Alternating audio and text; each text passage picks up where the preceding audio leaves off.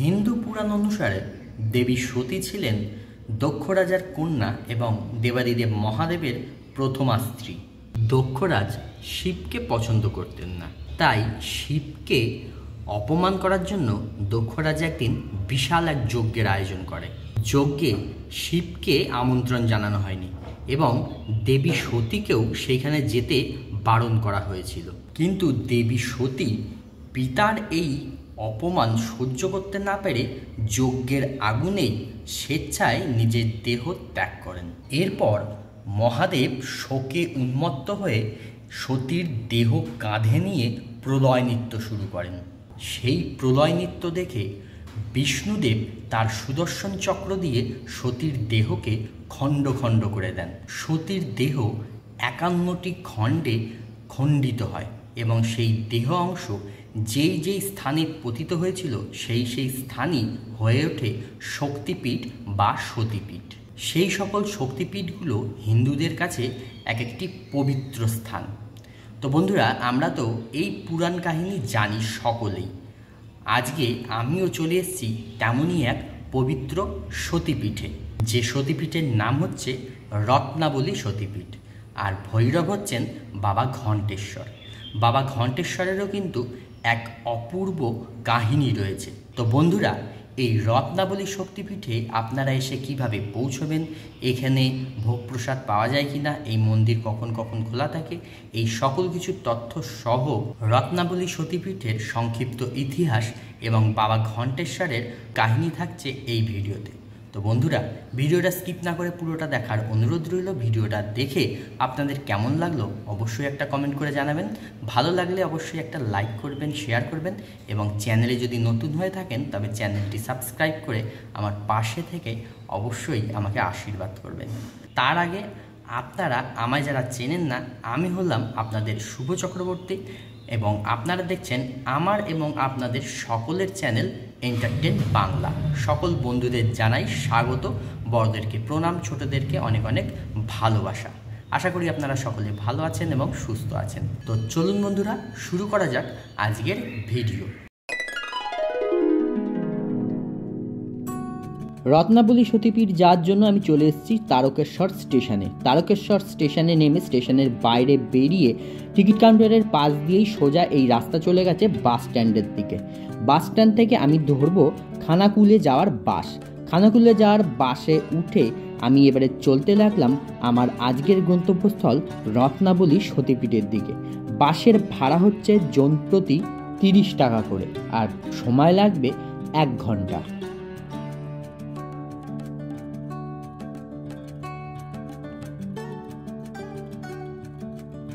এইদিকে হচ্ছে Tarakeswar bus stand.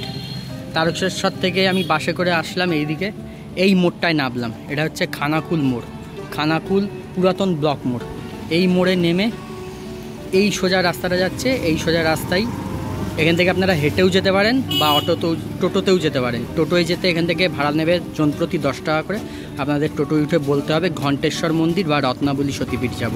আর এখান থেকে হেঁটেও যেতে পারেন, কিন্তু হেঁটে যেতে সময় লাগবে 15-20 মিনিট মতন। চলে এসছি ঘণ্টেশ্বর শিব মন্দিরের একদম সামনেই দেখতে পাচ্ছেন সুউচ্চ ঘণ্টেশ্বর শিব মন্দির। আর এই ঘণ্টেশ্বর শিব মন্দিরের পাশেই রয়েছে মা রত্নাবলী সতীপীঠ। একই মন্দির প্রাঙ্গণে মা রত্নাবলী এবং বাবা ঘণ্টেশ্বর বিরাজ করছেন। মা রত্নাবলীর ভৈরব হচ্ছেন বাবা ঘণ্টেশ্বর। আর এই মন্দির প্রাঙ্গণে মা রত্নাবলী এবং বাবা ঘণ্টেশ্বরের মন্দির ছাড়াও রয়েছে মা বিশালাক্ষীর মন্দির, মা ষষ্ঠী মন্দির, অন্নপূর্ণা মন্দির, এরকম আরও বিভিন্ন মন্দির রয়েছে। এই মন্দির প্রাঙ্গণে কিন্তু বাবা ঘণ্টেশ্বর আগে প্রতিষ্ঠিত হন, পরে আসেন মা রত্নাবলী। মা রত্নাবলী মন্দিরের পাশেই রয়েছে এই বিশাল এক জলাশয়। শিবের গাজনের সময় সন্ন্যাসীরা এই পুকুরে স্নান করেই দেবাদিদেব মহাদেবের পূজা অর্চনা করেন। এছাড়াও দূর দূরান্ত থেকে বিভিন্ন ভক্তরা এসে পবিত্র এই পুকুরের জলে স্নান করে নিজেকে শুদ্ধ করে মা রত্নাবলী এবং বাবা ঘণ্টেশ্বরের পুজো করেন। 51 সতীপীঠের মধ্যে অন্যতম হুগলির খানাকুলের রত্নাবলী সতীপীঠ। পৌরাণিক কাহিনী অনুসারে এখানে মায়ের দক্ষিণ স্কন্ধ বা ডান কাঁধ পড়েছিল। রত্নাকর নদীর নাম অনুসারে মায়ের নাম রত্নাবলী। প্রথমেই চলে এলাম মা রত্নাবলীর মন্দিরে। সামনে দেখুন লেখা রয়েছে রত্নাবলী মাতার মন্দির সতীপীঠ। মন্দিরটি সমতল ছাদযুক্ত, সামনে খোলা বারান্দা। প্রবেশদ্বারের দুই সাইডে দুটো সিংহের মূর্তি রয়েছে। গর্ভগৃহের সামনের বারান্দা এবং গর্ভগৃহের ভেতরে সম্পূর্ণটাই কিন্তু শ্বেতপাথর দিয়ে খুব সুন্দর করে বাঁধানো। আর সামনের যে বারান্দা রয়েছে, বারান্দার ওপরের দিকে দেওয়ালে দেখুন একদিকে রয়েছে বিষ্ণুদেবের ছবি আর একদিকে রয়েছে মহাদেবের রুদ্র ছবি। মন্দিরের গর্ভগৃহের সামনের যে দেওয়াল, সেই দেওয়ালে দেখুন 51 সতীপীঠের যেইখানে যে অংশ পড়েছিল সতীর, সেই অংশের ছবি এঁকে সেই ছবির তলায় দেখুন সমস্ত সতীপীঠের নাম কিন্তু লেখা রয়েছে। গর্ভগৃহের সামনের যে প্রবেশদ্বার, সেই প্রবেশদ্বারের দুই সাইডে দেখুন রয়েছে ডাকিনী যোগিনীর ভয়ঙ্কর দুইটি মূর্তি।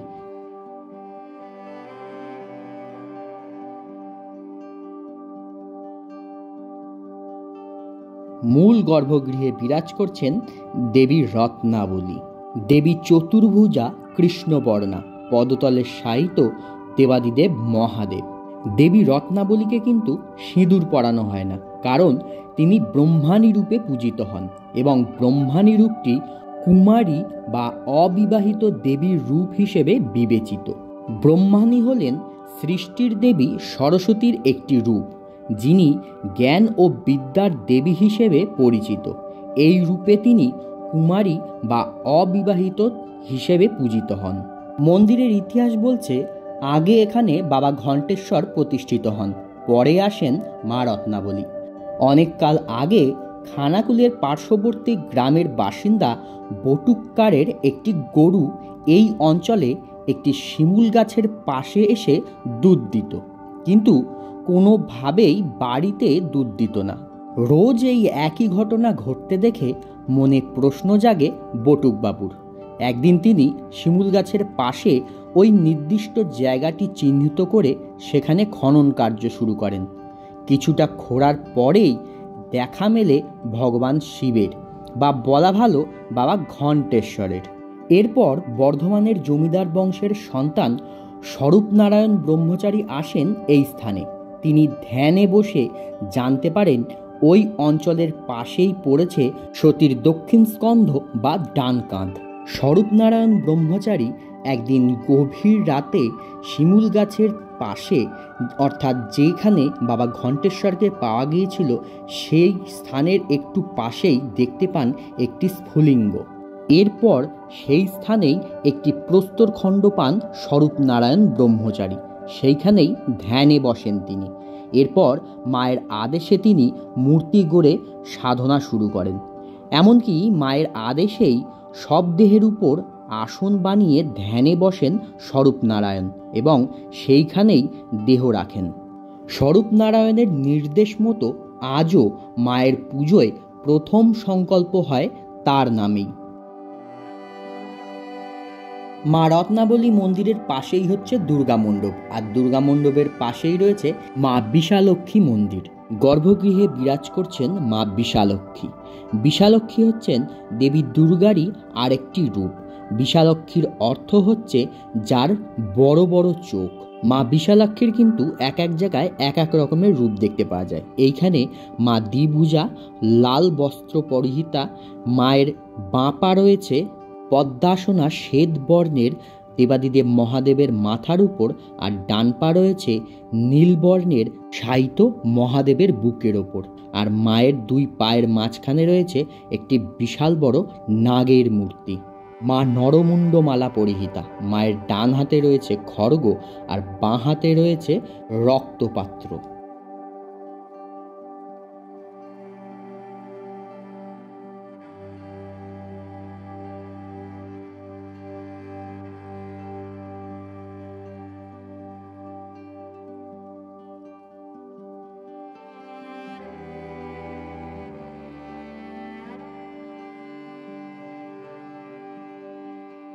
মা বিশালাক্ষী মন্দিরের পাশেই রয়েছে মন্দিরের রন্ধনশালা, আর তার পাশেই রয়েছে ঘণ্টেশ্বর শিব মন্দির। বাবা ঘণ্টেশ্বর মন্দিরের সামনেই রয়েছে বিশাল বড় এই নাট মন্দির। আর এই নাট মন্দিরের চারিদিকের পিলারগুলো এবং নাট মন্দিরের ফ্লোরটা পুরো শ্বেত পাথর দিয়ে বাঁধানো। আর নাট মন্দিরের ওপরের দিকের দেওয়ালে দেখুন দেবাদিদেব মহাদেবের লীলার বিভিন্ন চিত্র ফুটিয়ে তোলা হয়েছে। সতীর সঙ্গে দেবাদিদেব মহাদেবের বিবাহ থেকে শুরু করে সতীর দেহত্যাগ, দক্ষযজ্ঞ, মহাদেবের প্রলয় নৃত্য, সমুদ্র মন্থনে মহাদেবের বিষপান, এরকম বিভিন্ন চিত্র ফুটিয়ে তোলা হয়েছে। এই নাট মন্দির পার করেই সামনেই বাবা ঘণ্টেশ্বরের মূল মন্দির। আর মূল মন্দিরের যে প্রবেশদ্বার রয়েছে সেই প্রবেশদ্বারের সামনে দেখুন অপূর্ব সুন্দর সব পঙ্খের কাজ করা রয়েছে। আর সামনে দেখুন লেখা রয়েছে শ্রী শ্রী ঘণ্টেশ্বর জিউ জয়তী। গর্ভগৃহে বিরাজ করছেন দেবাদিদেব মহাদেব বাবা ঘণ্টেশ্বর। বাবা ঘণ্টেশ্বর কিন্তু এখানে স্বয়ম্ভু। এখানে দেখুন বাবার নিত্যকার পুজো চলছে আর এক ভক্ত এখানে পুজো দিতে এসছেন। গর্ভগৃহে প্রবেশ করে ওপরের দিকে তাকালেই বুঝতে পারবেন মন্দিরটা কতটা উঁচু। মন্দিরটা কিন্তু সুউচ্চ একটি মন্দির। মন্দিরের গর্ভগৃহের ভেতরে বাবা ঘণ্টেশ্বরের পেছন দিকে একটি বেদি রয়েছে। সেই বেদির উপরে দেখুন এখানে দুদিকে দুটো নন্দীর মূর্তি রয়েছে, আরও দুটি মূর্তি রয়েছে। তবে এই মূর্তি দুটি কোন দেবতা আমি ঠিক বলতে পারছি না। আপনাদের যদি জানা থাকে অবশ্যই কিন্তু কমেন্ট করে আমাকে জানাবেন।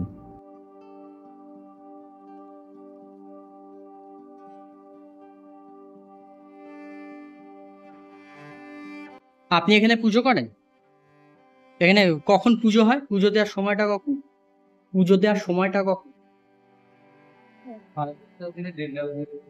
সকাল 7:30 থেকে 1:30 পর্যন্ত। আর ওই রত্নাবলী মন্দিরে একটাই? আচ্ছা আচ্ছা, এখানে কি কি উৎসব হয়? তিনটে উৎসব হয়, গাজন হয়, শিবরাত্রি হয়। আচ্ছা, গাজন কি ওই চৈত্র মাসের যে গাজন ওই সময়? শিবরাত্রি হয়। আচ্ছা, আর রত্নাবলী সব একসঙ্গে। একসঙ্গেই হয়। আচ্ছা, এখানে কি বাবার মায়ের দুজনেরই ভোগ হয়? বাবার যে ভোগ হয় না, বাবার গাজনের সময় মধ্যরাত্রে আচ্ছা পরমান্ন আচ্ছা আচ্ছা, আর মায়ের ভোগ হয় কালিমায় রাত্রে, অমাবস্যা পূর্ণিমার দিন যেটা বললেন অন্নপূর্ণা মায়ের ভোগ হয়।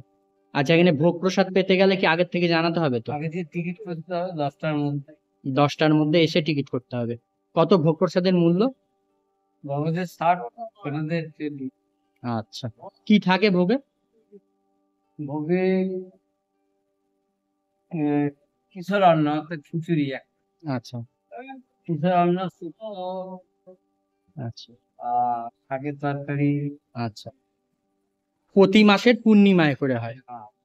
আর চাটনি, পায়েস। আচ্ছা, আর মায়ের ভোগ হয় অমাবস্যায় করে। অমাবস্যার রাত্রে মায়ের ভোগ, আর পূর্ণিমার দিনকে মা অন্নপূর্ণার ভোগ। আর বাবার ভোগ হয় গাজনের সময়। 3 দিন মধ্যরাত্রে। আচ্ছা আচ্ছা, ঠিক আছে, ধন্যবাদ। মন্দিরে বাবা ঘণ্টেশ্বরকে দর্শন করে বাবা ঘণ্টেশ্বর মন্দিরের ঠিক সামনাসামনি যে নাট মন্দির রয়েছে, নাট মন্দিরের পাশেই দেখুন এখানে রয়েছে নববতখানা।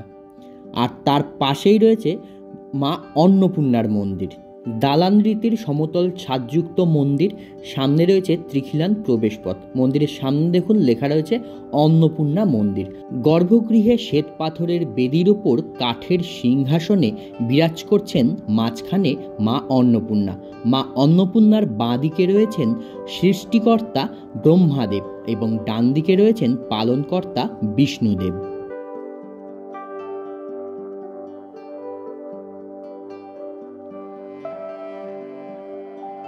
অন্নপূর্ণা মন্দিরের গর্ভগৃহে মা অন্নপূর্ণাকে দর্শন করে বেরিয়ে এইবারে চলে আসলাম বাবা ঘণ্টেশ্বর মন্দিরের ঠিক সামনাসামনি প্রতিষ্ঠিত রাধা গোবিন্দের মন্দিরে। গর্ভগৃহে শ্বেতপাথরের তৈরি সুসজ্জিত সিংহাসনে বিরাজ করছেন রাধা গোবিন্দ। সঙ্গে রয়েছে অনেকগুলি গোপালের মূর্তি আর রয়েছে শালগ্রাম শিলা।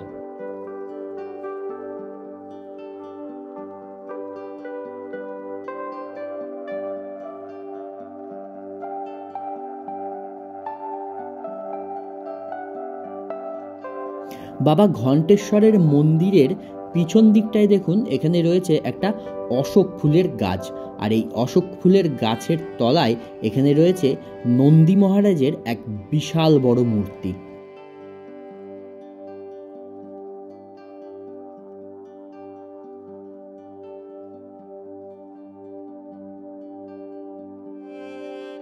এই হচ্ছে অশোক ফুল গাছটা, আর অশোক ফুলের গাছের ডালে ভক্তরা মনস্কামনা করে দড়ি বেঁধেছেন।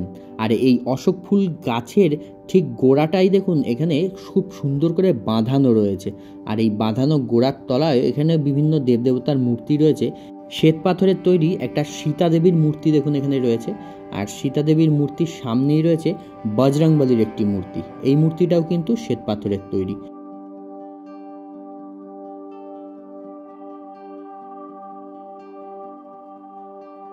আর এইখানে দেখুন একটা মূর্তি রয়েছে শ্রীরামের, আর এই মূর্তিটা হচ্ছে মাটির তৈরি। মূর্তিটায় জল পড়ে মূর্তিটা নষ্ট হয়ে গেছে। বাবা ঘণ্টেশ্বর এবং মা রত্নাবলীর মন্দির ছাড়াও এখানে তো আমরা আরও দেবদেবতার মন্দির দেখলাম। আর এই মন্দির প্রাঙ্গণের মাঝখান থেকেই চলে গেছে এই রাস্তা, আর রাস্তার ওপারেই দেখুন রয়েছে শ্রী শ্রী ষষ্ঠী মাতার একটি মন্দির, ছোট্ট একটা মন্দির। মন্দিরের গর্ভগৃহে মা ষষ্ঠীর একটি মূর্তি রয়েছে। মা ষষ্ঠী সিংহাসনে বসে রয়েছেন, বাঁদিকে মায়ের কোলে রয়েছে একটি ছোট্ট বাচ্চা, আর মায়ের পদতলে রয়েছে একটি বিড়াল। আর মা ষষ্ঠীর মন্দিরের পাশেই রয়েছে এই পীর বাবার একটি মন্দির। এই যে দেখুন এখানে একটি পীর বাবার মন্দির রয়েছে। তো বন্ধুরা, বাবা ঘণ্টেশ্বরের এই মন্দির এবং মা রত্নাবলীর সতীপীঠের ভিডিও আপনাদের কেমন লাগলো অবশ্যই একটা কমেন্ট করে জানাবেন। তো আজকের নতুন ভিডিওটা এখানেই শেষ করছি। দেখা হচ্ছে পরবর্তী নতুন কোনো ভিডিওয়ে। সবাই ভালো থাকবেন, সুস্থ থাকবেন, সাবধানে থাকবেন।